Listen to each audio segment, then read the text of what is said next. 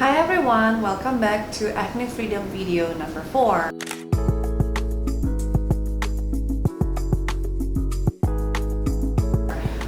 Kalau misalkan teman-teman belum nonton video yang sebelum-sebelumnya, please do check it out karena informasinya ini berlanjut ya. So I really do hope that you guys are following along. Dan kalau ada PR-nya tolong dikerjakan. Okay, so first of all, PR yang kemarin dikerjain nggak? Yang bikin human needs-nya dan yang journalingnya. If you did, then well done. Apakah ada informasi atau pencerahan yang sudah didapatkan? I hope you do.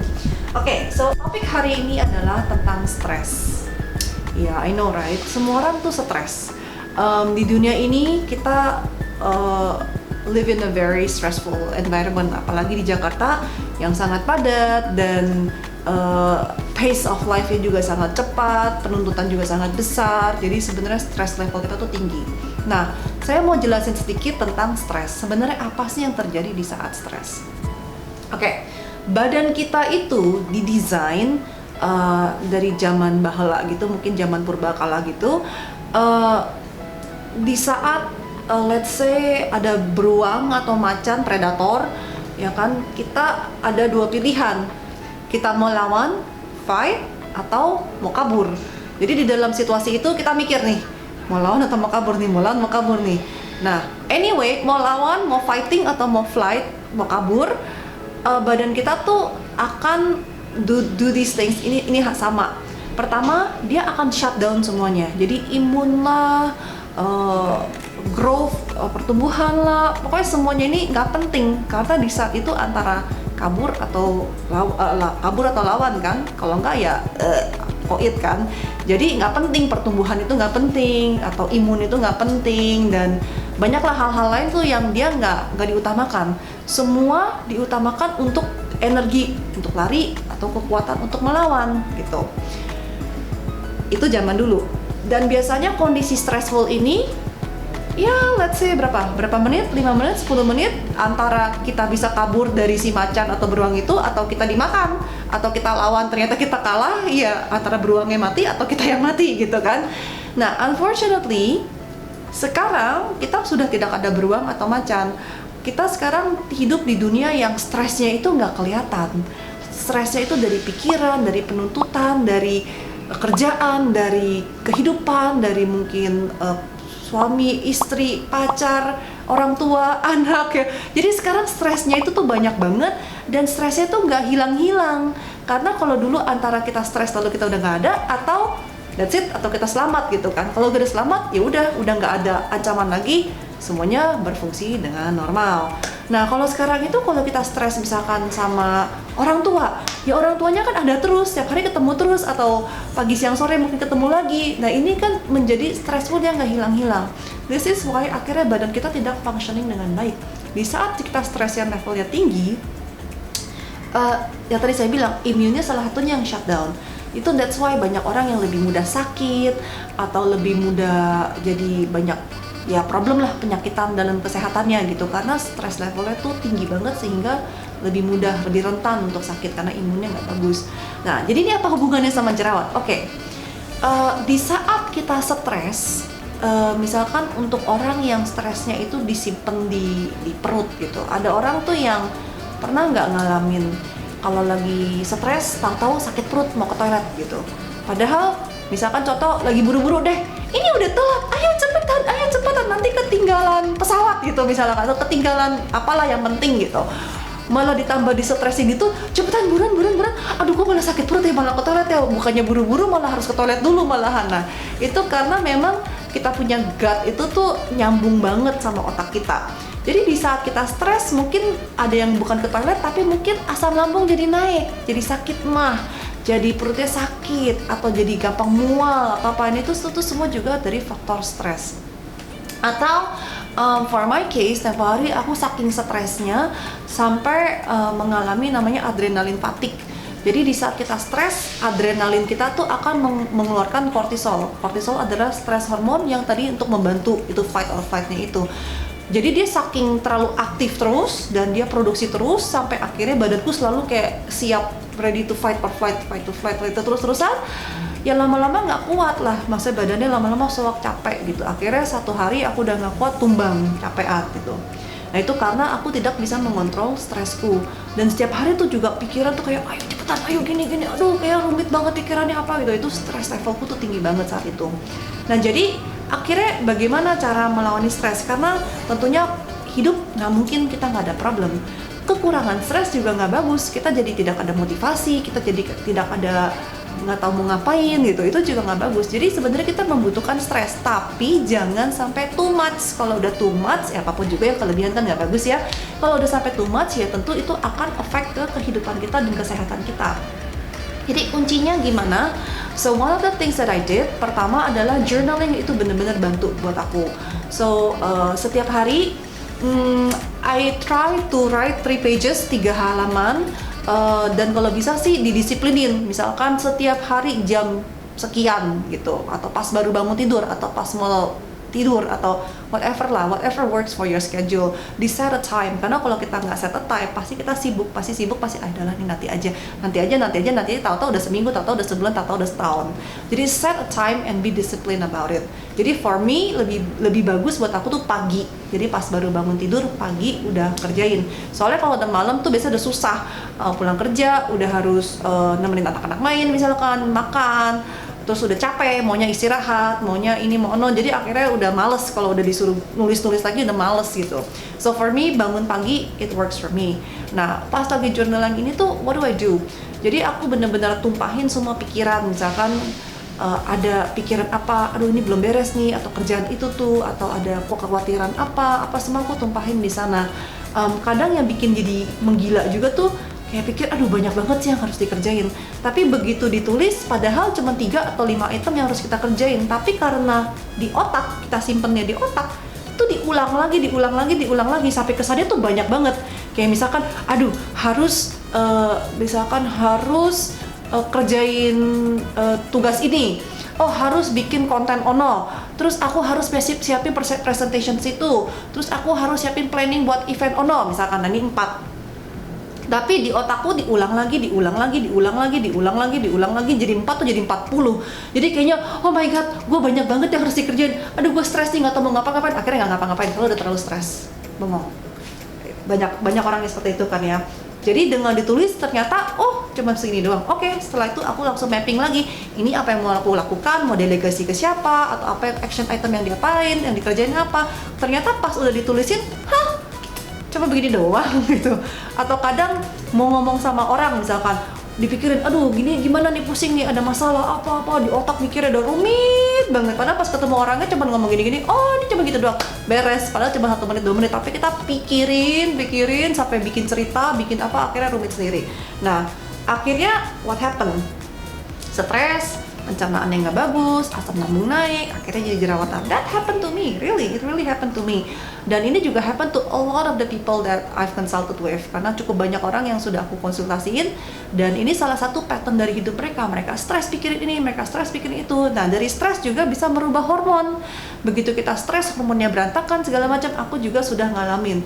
Jadi tempo hari pas stres levelnya lagi super tinggi, aku tes hormon, kortisolnya tuh luar biasa tingginya, lalu hormonnya pun juga tidak balance. Kalau nggak salah progesteronnya tuh tinggi banget dan estrogennya tuh rendah banget ya, something like that. Nah, jadi stres affect ke hormon kita. Jadi ada orang yang jerawatannya hormonal, mungkin salah satu faktornya adalah stres. Yep, something to think about. Nah, jadi gimana caranya untuk overcome this state?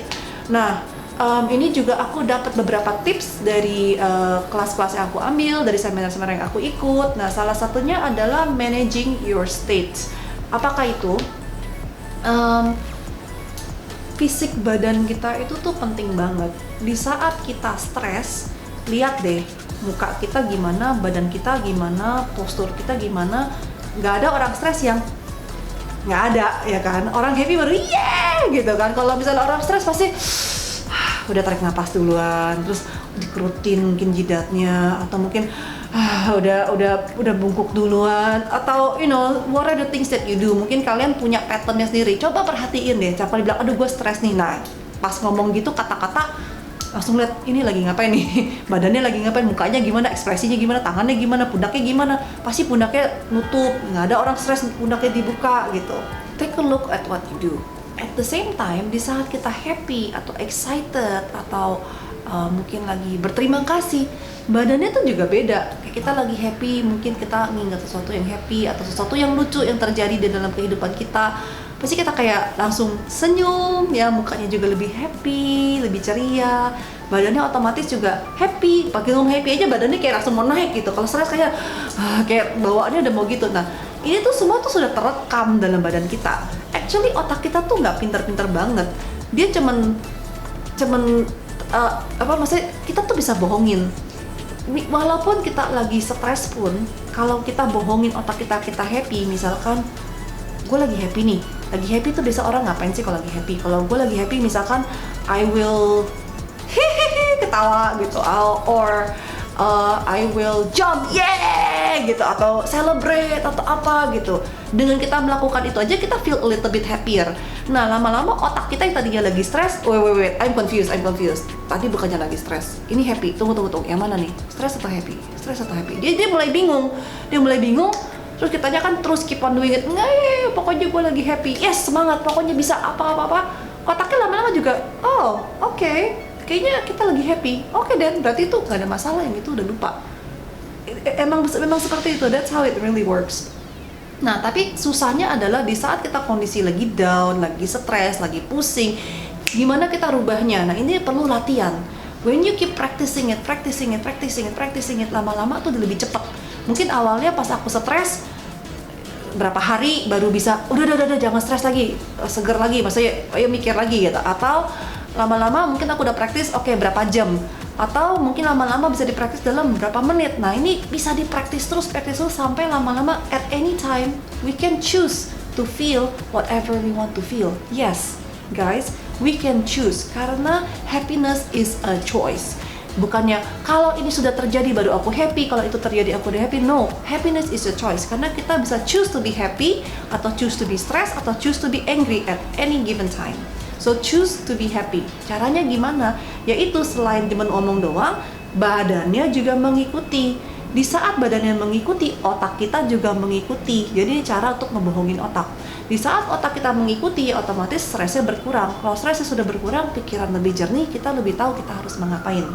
Nah, so these are the things that I do. Dan setelah saya implementasikan ini, saya latihin ini setiap hari. You can do breathing exercise, you can do meditation, you can do so many things. Tapi dan juga remember to do the happy things juga. Misalkan pasang lagu kenceng di rumah, nggak ada orang ya, joget-joget sendiri. Even though you're a bad dancer, tenang aja, nggak ada yang ngeliat anyway. Atau nonton film lucu gitu, atau inspiring quotes yang lucu-lucu yang bikin kita happy aja. Asalkan kita memilih untuk happy, we will start to see the happy things. Dan di saat kita happy, badan kita berfungsi dengan baik, otomatis imunnya berjalan, hormonnya mulai stabil dan segala macam, problem kulit pun juga membaik. It's true guys, happy people itu have better skin. Yeah, I know, right? Jadi now untuk PR hari ini adalah saya mau teman-teman berpikir, what can I do? Apa yang bisa kalian lakukan di saat kalian stres?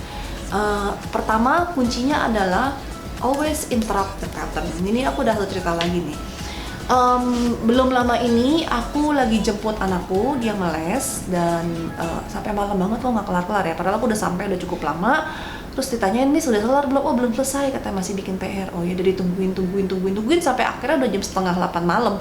Oh ini kayaknya udah kemalaman deh, ini kayaknya ada yang nggak bener nih, kenapa dia anak nggak keluar gitu, kenapa PR-nya nggak kelar-kelar. Akhirnya saya masuk ke dalam ruangannya gitu, ternyata anaknya lagi nangis-nangis histeris dan dia nggak mau bikin PR-nya. Dan misalnya lagi coba untuk tenangin dia supaya dia mau bikin PR-nya, tapi nggak bisa, anaknya udah nggak mau pulang, pokoknya dia udah histeris kayak gitu. Terus pas saya masuk dia makin, mami udah pulang aja, histeris, makanya dia ajakin ngomong, dia nggak mau, pokoknya pulang, terus aja histeris aja. Terus akhirnya saya duduk, saya tungguin dia sebentar, dan dia ceritanya kayaknya masih nggak mau get over juga, dia masih mau nangis. Akhirnya saya langsung interrupt the pattern. Jadi saya stop talking about it, maksudnya stop talking about the problem. Jadi kenapa PR-nya udah nggak usah diomongin lagi, saya ganti aja, saya alih aja pembicaraannya. Gisel tadi sekolah gimana? tadi ada teman gimana gak, ada main gak, atau apalah, mungkin nama temennya siapa, saya sebut si ini tadi ngapain aja gitu, did they do something funny atau something silly. Awalnya dia bingung, jadi dia kayak masih mau nangis tapi dia mulai mikirin temennya, jadi dia gitu kayak setengah nangis terus sambil mikir, setengah nangis sambil mikir, terus dia jawabin, terus dia nangis lagi. Jadi dia mulai bingung, otaknya mulai bingung karena begitu kita ganti fokusnya kan, wait a second, ini lagi nangis atau kita lagi mikirin ini nih, si otaknya mulai bingung nih. Oh wait, masih sedih, nggak mau bikin PR. Oh ya nangis lagi. Terus tapi ditanya lagi kan, terus dia mulai mikirin lagi temennya, mungkin ada kejadian lucu. Oh terus dia mulai cerita, oh gini. Terus otaknya tambah bingung, tunggu. Ini lagi ketawa lucu atau lagi nangis nih? Akhirnya lama-lama dia stop nangis. Udah gitu si anaknya ngomong gini, Mami kenapa sih nanya-nanyain soal beginian? Kan ini kan lagi nggak mau bikin PR, bisa dia lagi stres apa segala macam. Begitu ngomong dia langsung balik lagi nangis lagi gitu. Terus ya udah aku ignore omongan dia itu, nanya lagi tentang anaknya, tentang temennya, tentang apa gitu. Akhirnya aku ajakin dia ngobrol sekitar 5 menit, 10 menit. Dia akhirnya udah bener-bener tenang. Baru saya ngomongin soal PR-nya dia ini. Saya bilang, look, kamu tuh nggak perlu, I don't need you to get 100% atau even A or B. Tapi dia bilang, tapi saya nggak bisa. Kata siapa kamu nggak bisa? Kalau kamu selalu bilang nggak bisa, ya kamu nggak akan bisa.